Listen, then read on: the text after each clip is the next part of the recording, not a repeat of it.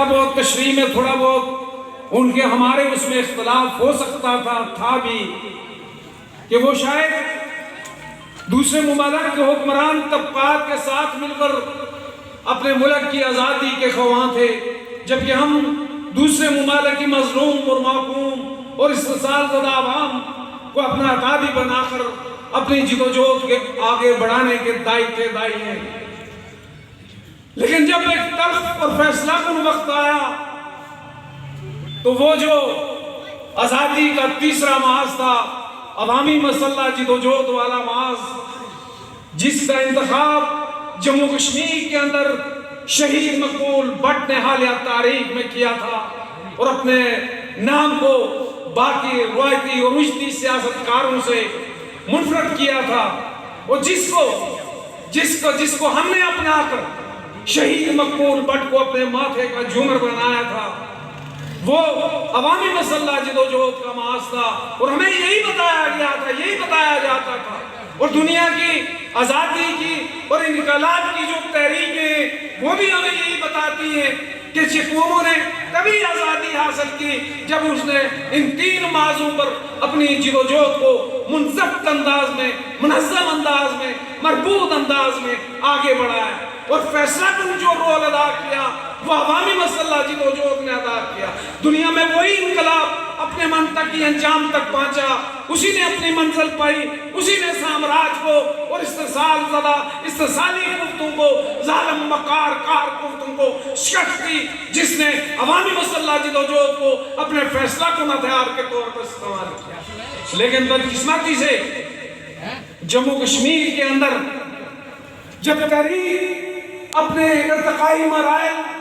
طے کرتے آگے بڑھ رہی تھی، پہلے 1995 میں بندوق، 1994 میں بندوق کو چھوڑا گیا اور یونیلیٹرل سیز فائر کیا گیا، بھارت کے ساتھ، بھارتی اسٹیبلشمنٹ کے ساتھ، راہ کے ساتھ مل کر جب جموں کشمیر کے ہزاروں شہیدوں کی پیٹھ کے پیچھے چھرا گھونپا گیا، تب ہماری پارٹی تقسیم ہوئی، اور تب ہمیں یہ کہا گیا کہ جناب ہم مقبول بٹ کے راستہ کو چھوڑ کر گاندھی کے راستہ کو اپنا لیا گیا۔ پھر 2011 میں وہ مانوس اور شرمناک وقت لمحات آئے جموں کشمیر کی تاریخ میں، جموں کشمیر لبریشن فرنٹ کی تاریخ میں، کہ جب اس تیسرے مسلمہ محاذ کو ہمیشہ کے لیے ترک کر کے محض راہ کلاپنے کا درس دینے کی کوشش کی گئی کہ ہم سیاسی محاذ پر پرامن سیاسی جد و جہد کی بنیاد پر جموں کشمیر کو آزاد کروائیں گے، اور اس کی بنیاد پر ہم اب سفارتی سطح پر اپنی تحریک کو منظم کریں گے۔ ہم نے کہا کہ جموں کشمیر کی تاریخ نے شیخ محمد عبداللہ سے بڑا عوامی لیڈر آج تک پیدا نہیں کیا، کم از کم ہمیں جو معلوم ہسٹری ہے وہ بھی ان مغل بحریوں کا شکار ہو گیا تھا، اور اس نے اس مغل بحریوں کا شکار ہو کر نہرو جی جو ان کے بہت قریبی دوست تھے ان پر اعتماد کر کے جو ہے سیاسی اس کی بنیاد پر ہی شیخ صاحب کو عوامی مسلح جد و جہد کے دائی تھے ہی نہیں، شیخ صاحب کی پاپولیرٹی کا یہ عالم تھا۔ ہمیں جو بتایا گیا کہ شیخ صاحب جب دور دراز علاقوں میں جاتے تھے، لوگ ان کی کار پر لوئی کمبل ٹائپ ایک ہمارے کشمیر میں وہ ہوتا تھا، وہ پھینک کر اس کو چومتے تھے،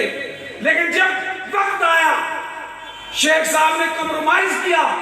تو بھارتی مقبوضہ کشمیر ہمیشہ کے لیے بھارتی استبداد کا اسیر ہو گیا۔ وہ پرامن سیاسی جد و جہد کی بنیاد پر جموں کشمیر کے لوگوں کی تاریخ نہیں بدل سکے تو کوئی اور کتنا ہی تیسمار کیوں نہ ہو، وہ جموں کشمیر کی تاریخ کو نہیں بدل سکتا، شہیدوں کے خون سے وفا نہیں کر سکتا۔ اس لیے جو جموں کشمیر کے لوگوں کی قومی آزادی کی تحریک سے جد و جہد سے عوامی مسلح جد و جہد کی نفی کرتا ہے، نیشنل لبریشن آرمی کو ڈس آن کرتا ہے، عوامی مسلح جد و جہد کا نام لینے سے جھجکتا ہی نہیں، بھاگتا ہے، شرماتا ہے، بار بار ریپیٹ کرتا ہے کہ ہم پرامن سیاسی جد و جہد کی بنیاد پر جموں کشمیر کو آزاد کروائیں گے، اور بہرو کرام جو ہے جو کسی بھی تنظیم و تحریک کا چہرہ ہوتا ہے اس سے ہزاروں لوگوں کو قربان کروانے کے بعد جو ہے کرشر کوف کو ریموو کر دیا جاتا ہے، تب میں کہتا ہوں تب جب سارے چپیان بندوق چھوڑ گئے، شہید مقبول بٹ کا نظریہ چھوڑ گئے، تب کمانڈر ان چیف رائے لنی بیگی تھا کہ ان مشکل تلخ فیصلہ کن میں اس نے NLA کی کمانڈر ان چیف کا کیا کہتے ہیں وہ چارج سنبھالا اور NLA کو زندہ رکھا۔ آج جموں کشمیر کے انڈیجنس جو کیا کہتے ہیں کوئی چیز حریت پسندوں کی کوئی تنظیم ہے تو وہ NLA ہے، اور ان فیصلہ کن نمات میں جب شہید مقبول بٹ کے فلسفہ سیاست کو دفنایا جا رہا تھا، عوامی مسلح جدوجہد کے فرماز کو دفنایا جا رہا تھا، NLA کو دفنایا جا رہا تھا، تب حنیف رائے بیگی تھا جس نے آگے بڑھ کر کام کے عظیم بیٹوں شہیدوں کے خون سے غداری کرنے والوں کے راستے میں کیا دیوار بن کر کھڑا ہو گیا اور NLA کا چارج اپنے ہاتھ میں لیا اور NLA کو زندہ کیا۔ یوں میں جو آپ کو بات سمجھانا چونکہ حنیف شہید کہیں سے سپانسر نہیں تھا، کنٹرول نہیں تھا، اور آج جو حنیف شہید نے اور ہم نے 2011 میں کہا تھا کہ قومی آزادی کی تحریکیں کسی سامراجی ملک کے خفیہ ادارہ کی دہشت کا رول پلے کر کے آگے نہیں بڑھائی جا سکتی، نہیں بڑھتی۔ ہم کیسی آزادی کی بات کرتے ہیں لوگوں، کیسی خود مختاری کی بات کرتے ہیں؟ ISI کی گود میں بیٹھ کر ہندوستان اور پاکستان کے حکمران طبقات کی جو پراکسی وار میں اس میں ہم نے کشمیر کے لاکھوں بیٹوں کو قربان کروا دیا، ادھر کوئی رات کی گود میں بیٹھ کر خود مختاری کی بات کرتا ہے، آزادی کی بات کرتا ہے، لیکن مفادات کیا کہتے ہیں؟ کہاں یہاں کے لیے انڈین انٹرسٹ میں، اور کوئی یہاں بیٹھ کر بھارتی مقبوضہ کشمیر کے لیے کس کے انٹرسٹ میں؟ پاکستانی اسٹیبلشمنٹ کے انٹرسٹ میں۔ تو ہم نے کہا تھا، ہم آج بھی کہتے ہیں کہ اس راستہ پر پچھلے 73 سال تک جو ہے کشمیری ایندھن بن رہے ہیں چلتے ہوئے،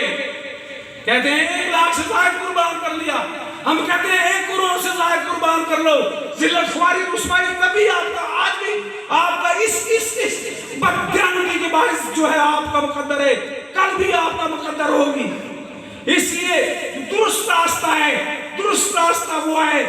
جس کا انتخاب فیصلہ کن نمات میں رائے لنی بیگ نے 2011 میں کیا تھا،